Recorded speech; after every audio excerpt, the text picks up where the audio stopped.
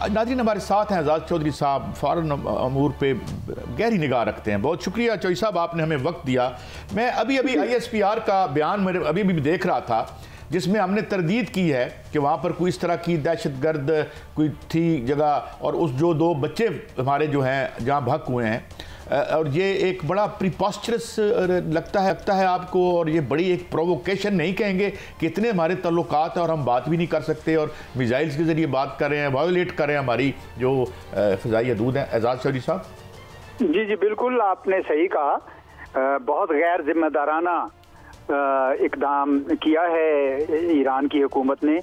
मेरे लिए तो बड़ी हैरत का बायस है कि पाकिस्तान और ईरान तो दोस्त मुल्क हैं, कोई तनाज़ा नहीं, बॉर्डर पे मसाइल रहते हैं और हमारे भी गिले हैं, बहुत सारे गिले हैं। BLA उधर आती जाती रहती है, वहाँ से हिंदुस्तान के कई जासूस भी आए गए, लेकिन पाकिस्तान ने तहम्मुल का, ज़ब्त का मुजाहरा किया।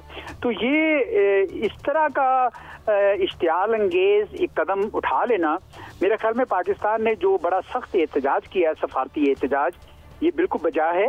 और अब ईरान पे ये वाजिब है कि वो उसको सही तरह एक्सप्लेनेशन दे। ये कोई बात नहीं है कि जी आप कह दें कि आपने पंजगूर में अटैक कर दिया, कोई जैशुल अदल का हेडक्वार्टर था, ये वो, और पता चलता है कि जी वहाँ पे ग्राउंड पे तो बच्चे शहीद हो गए। तो ये मेरे ख्याल में बहुत ही गैर जिम्मेदाराना काम किया ईरान ने। पाकिस्तान की तरफ से ये जो सफारती एहतजाज है ये बिल्कुल दुरुस्त है। ये ज़रूर है कि अब सफारती एहतजाज जो है इसको अभी एकदम से नहीं बढ़ाना चाहिए कि जी हम भी टिट फॉर टैट करें। अभी ईरान की तरफ से इसका जवाब आना चाहिए जो हमने इकदाम किए हैं। जी अच्छा, आप क्या समझते हैं जो ईरान ने इतना बड़ा स्टेप कर दिया, जो दरीना दोस्त है, इसमें दो राय कोई नहीं, बजाय इसके वो सफारती सतह पर उसे कोई शिकायत थी तो पाकिस्तान के सफारत खाने से रब्ता करता और इस तरह मिसाइल हमला कर देना अचानक एक इंडिपेंडेंट मुल्क पर, डू यू थिंक कि अब उन्हें कोई एहसास हुआ होगा कि इसे किस तरीके से दोस्ती की तरफ लाया जाए या इस इशू को कंट्रोल किया जाए? देखिए भट्टी साहब, इनको एहसास तो होना चाहिए। हुआ है कि नहीं ये तो अब अगले 24 घंटे बताएंगे, लेकिन ईरान को बिल्कुल इसकी इन्वेस्टिगेशन करने की जरूरत है। क्या ये किसी लोकल कमांडर का एक्शन था या सेंट्रल गवर्नमेंट से पूरी अथॉरिटी टॉप लीडर से थी? तो ये बड़ी अजीब सी बात है कि हमारे इंटरिम वजीर आजम को मिल रहे हैं उनके वजीर खारजा और कोई जिक्र नहीं कर रहे हैं, और फिर अचानक इतना बड़ा कदम, यानी आप एक दोस्त मुल्क के अंदर मिसाइल और ड्रोन से हमला कर दें, ये किसी तौर पर भी काबिल कबूल नहीं है। ये सही है कि पाकिस्तान के लिए ज़रा ये कोई ट्रांजिशन का वक्त है, लेकिन पाकिस्तान के अंदर पूरे एक स्टेट अपरेटस मौजूद है। तो ये ईरान ने बहुत, मेरे ख्याल से बहुत ही गैर जिम्मेदाराना। तो क्या पाकिस्तानी हुकूमत को, एजाज साहब आप क्या समझते हैं, क्या हिकमत अमली अपनानी चाहिए कि उन्हें ईरान को एहसास भी हो कि उन्होंने गलती की और उसकी तलाफी के लिए कोई ऐसा रास्ता निकले कि आइंदा कशीदगी कम हो? देखिए, मुझे ये पता है कि दोनों मुल्कों के दरमियान बड़े कई किस्म के टीयर्स बने हुए हैं जिसके अंदर बातचीत होती है बॉर्डर के ऊपर। सिविलियन भी हैं, मिलिट्री भी है, हमारी FC भी है। तो ये मामला वहाँ पे उनके साथ बात तय करनी चाहिए थी।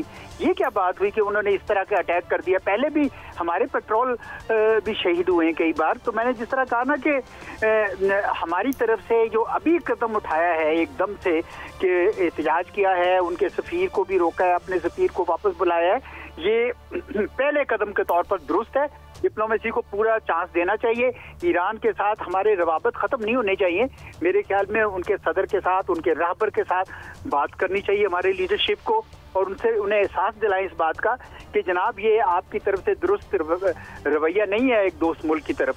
तो पहला चांस तो डिप्लोमेसी को मेरे ख्याल में भट्टी साहब देना चाहिए। अच्छा चौधरी साहब, ये फरमाइए, अभी अभिनंदन का मामला था, हमने बड़ा डिसेंटली, क्योंकि वो ईरान के रास्ते यहाँ आया था, और उसके अलावा अभी मशकें भी हमारी साथ, कलभूषण, सॉरी कलभूषण की बात कर, कलभूषण, प्लीज माफ कीजिएगा, वो हमने डिसेंटली हैंडल किया, और हालांकि वो बहुत बड़ी एक प्रोवोकेशन थी।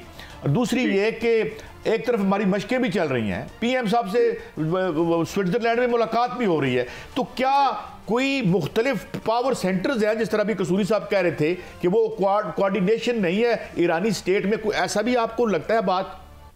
ये हो सकता है जी, क्योंकि कई बार ये होता है ना कि जोश में आके कोई मकामी कमांडर एक फैसला कर लेता है और उसका वो दाग देता है, लेकिन अभी तक कोई ईरान की हुकूमत से वजाहत आनी चाहिए थी, और अगर वजाहत नहीं आती तो ये तसव्वुर किया जाएगा कि वहाँ से उनकी आशीर्वाद शामिल थी इसमें, जो बहुत तशवीश की बात है। इसलिए मैंने कहा कि हमारी तरफ से फौरी तौर पर राहबर के साथ और ईरानी सदर के साथ राब्ता होना चाहिए, उनसे ये पूछना चाहिए कि जनाब ये नीचे क्या हो रहा है, कि क्या ये आपकी इंस्ट्रक्शंस के साथ ये एक्शन लिया जा रहा है या कोई खुद बहुत कर रहा है। ये बहुत बात तक तय तक पहुंचना पहले 24 घंटे में बहुत ज़रूरी है, क्योंकि ये मुनासिब उन्होंने बहुत ज्यादा मेरे ख्याल में रेड लाइन क्रॉस की है पाकिस्तान की। देखिए आपने बड़ी अहम बात की, अगर किसी जाती ग्रोह ने एक ने बगैर मर्जी की है तो ईरान हुकूमत पाकिस्तान हुकूमत से बात करके मामला को तय कर सकती थी कि हम इन्वेस्टिगेशन कर रहे हैं, हमारी मर्जी के बगैर हुआ है। बेहतर हालात तो ये है, लेकिन कमो बेशतर 18 घंटे हो गए हैं, लेकिन अभी तक उनकी तरफ से या 20 घंटे हो गए हैं तो कोई ऐसा रिस्पांस नहीं आया, और पाकिस्तान ने अपने सफीर मंगवा लिए और उनको कहा उधर है। तो क्या ये आइंदा चंद घंटों में मामला अगर सेट हो जाते हैं तो नहीं तो कोई खुदा ना खास्ता ज़्यादा हालात ख़राब हो सकते हैं? देखें, जंग तो नहीं बहरहाल करनी होती, लेकिन बड़ा सख्त पाकिस्तान ने मौक़िफ़ इख्तियार किया और मैं समझता हूँ कि ये ज़रूरी था। अगर ये ना करते इतना भी तो ये मुनासिब ना होता, लेकिन बहरहाल उनके साथ राब्ते रखने चाहिए, अगले 24 घंटे देखने चाहिए उनकी तरफ से क्या है। अगर ये रवैया उनका रहता है तो फिर मेरा ख्याल है हमारी हुकूमत को कुछ और इक़दाम सोचने होंगे, जिसका मतलब जंग नहीं है, लेकिन फिर हम भी बहुत सारे इल्ज़ाम तराशियाँ कर सकते हैं, क्योंकि जो इल्ज़ामात हैं हमारे पास सबूत हैं कि वहाँ से कैसे कैसे दरअंदाजी हुई और कैसे मसाइल हुए। तो बेहतर है कि उस तरफ ना जाया जाए, और ईरान को मेरे ख्याल में उनकी क़यादत जो हाईएस्ट क़यादत है राहबर और सदर तक ये पैगाम पहुँचना बहुत ज़रूरी है। जी अभी अमेरिकी इंडियन वजीर भी वहाँ गए हुए हैं, तो इसको हम कहीं जोड़ के देख सकते हैं इसके साथ ईरान में उनका दौरा है? देखिए जी, ईरान किसी हद तक हिंदुस्तान के रवैये से शय तो पा सकता है, क्योंकि आपको याद है कि हिंदुस्तान ने बालाकोट में स्ट्राइक की थी 2016 में, ठीक है, और ये कहा था कि वहाँ पे एक टेररिस्ट कैंप है। तो ये चीज़ यकीनन वो जाके यहाँ ये बड़ वहाँ पे भी लगाते होंगे कि देखिए हमने तो ये किया था, और अगर आपको बहुत ज़्यादा गिले हैं तो आप करें। तो ये तो मेरे पास सबूत तो कोई नहीं है, किसी के पास भी अभी नहीं है कि उनकी शय पे हुआ है, लेकिन ये रूल आउट नहीं की जा सकती, क्योंकि हिंदुस्तान हर लिहाज से पाकिस्तान के तमाम हमसाया ममालिक को हमारे खिलाफ करने की कोशिश कर रहा है। ये उनकी पॉलिसी का हिस्सा है, लेकिन हमें मेरे ख्याल में एकदम से प्रोवोक होके या किसी नतीजे पे नहीं पहुंचना चाहिए। सबसे पहले ईरान की जो हाईएस्ट लेवल की लीडरशिप है उनके रिएक्शन का इंतजार करना चाहिए। आपके ख्याल में यानी कि ये ईरान गवर्नमेंट की तरफ से कोई रिएक्शन आता है, उस हिसाब से आगे स्ट्रेटेजी बनानी चाहिए? जो फर्स्ट स्टेप लिया है कि तस्वीर मंगा लिया, ये एक बेहतर स्टेप और पाकिस्तान के वकार में इजाफा होगा यकीनन।